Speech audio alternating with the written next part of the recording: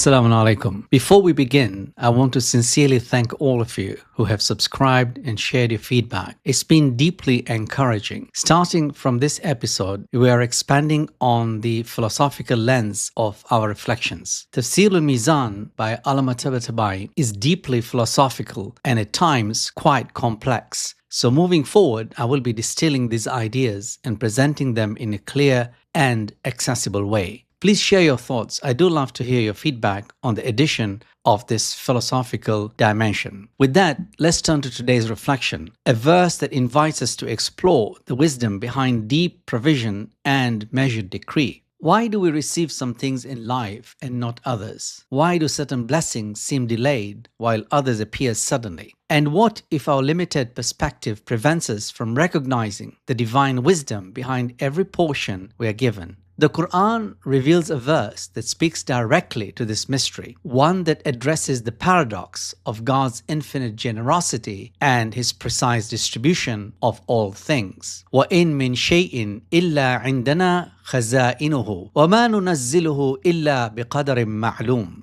There is not a thing but that with us are its treasures, and we send it down only in a known measure. In this episode of reflection, we will explore the hidden reality of divine ownership, the concept of measured descent in creation, ontological dependence and epistemological humility, and why God gives in precise proportions. When we reflect on the reality of the world around us, we might assume that what we see and hold is all that exists. But the Quran points us beyond the visible. It teaches that everything we possess, sustenance, knowledge, opportunity, originates from a hidden source. وَإِن مِّن شَيْءٍ إِلَّا عِندَنَا خَزَائِنُهُ. There is not a thing but that with us are its treasures. According to Al-Mizan, Allamah Tabatabai explains that this verse affirms God's exclusive ownership of all things, not only in the material dimension, but also in the metaphysical dimension. The treasures khaza'in referred to here are not piles of wealth in a vault, but the very origins of existence, unseen realities from which all things are drawn. Everything from rain to revelation, from wealth to wisdom, begins with God. His treasures are unlimited by material scarcity, unbound by worldly logic, and governed only by divine will. Pause for a moment. Have you ever paused to consider that everything in your life, even ideas and inspiration, comes from a source beyond your control? How does this affect your sense of ownership or pride? Not everything is given at once. Not every prayer is answered immediately. Not every dream is fulfilled in its time. وَمَا نُنَزِّلُهُ إِلَّا بِقَدَرٍ مَعْلُومٍ. And we do not send it down except in a known measure. This phrase introduces a profound theological reality. The divine generosity is not chaotic or impulsive. It is measured. It is exact. It is based on knowledge, wisdom, and perfect understanding of what is best. Allamah Tabatabai emphasizes that this qadaram ma'loom, known measure, represents the harmony between divine will and the unfolding of creation.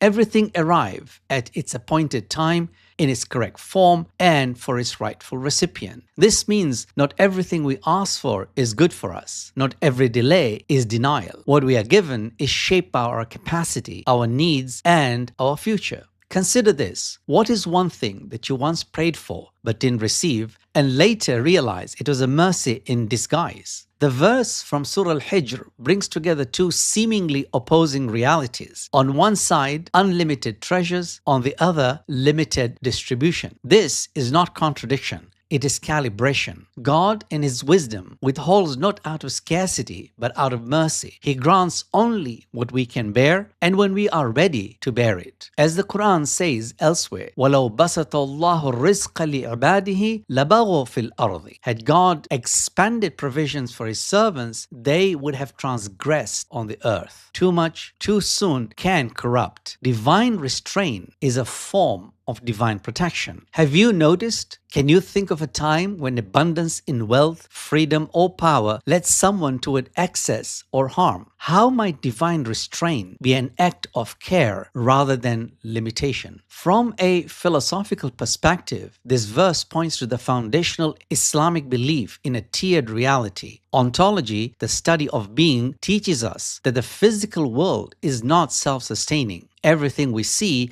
is dependent on an unseen source. Existence flows downward from divine knowledge to material manifestation. Allamah Tabatabai, building on the metaphysics of philosophers like Mullah Sadra, sees creation as a descending arc of divine command, where every event in our world is a reflection of a more perfect, immaterial form held with God. In this light, divine treasures are the purest form of every created thing. What we receive is a measured projection tailored for time, space, and soul. Take a moment to reflect. Does it comfort or challenge you to believe that behind everything physical lies an invisible source? How might that change how we treat people, nature, or knowledge? The measured descent of God's treasures also has implications for how we understand knowledge. If God distributes things in non-measure, then knowledge too is not dumped wholesale into the human heart. It arrives in stages. Revelation itself came gradually. So too must insight, wisdom, and spiritual maturity. This aligns with what the Quran says about its own delivery. وَقُرْآنًا فَرَقْنَاهُ لِتَقْرَهُ عَلَى النَّاسِ عَلَى مُكْثٍ. And it is a Quran which we have separated by intervals that you might recite it to the people over time. In epistemology, the philosophy of knowledge, God teaches us slowly, wisely, and compassionately, allowing us to grow with what we learn. Let this sink in. Are you patient with your own learning process? What might God be teaching you through gradual insight? Understanding this verse changes our spiritual posture. It asks us to shift from demanding to trusting, from grasping to receiving, from worrying to remembering. The Prophet taught us to see rizq, sustenance, not as a chase, but as a promise. As Imam Ali beautifully says in Nahj al-Balagh, Sermon 379, Ar-rizqu rizqani, rizqun tatlubuhu wa rizqun yatlubuka. Provision is of two kinds, one that you seek and one that seeks you. This transforms our anxieties. We still strive, but we no longer believe we are the only ones in control. A moment of reflection. What if you believed this deeply? What would your life look like if you trusted that your sustenance was already written for you? How might that affect your stress, planning, or relationships? Let us summarize the key insights from today's episode. All things originate from divine treasures. Everything we see in the world has its source in God's unseen, infinite repositories. God's generosity is measured and precise. He sends down blessings according to wisdom, timing, and capacity, not whims or randomness. Ontologically, creation is dependent. The material world reflects a layered hierarchy of divine realities. Nothing exists on its own. Knowledge is also divinely measured. Just as sustenance is given gradually,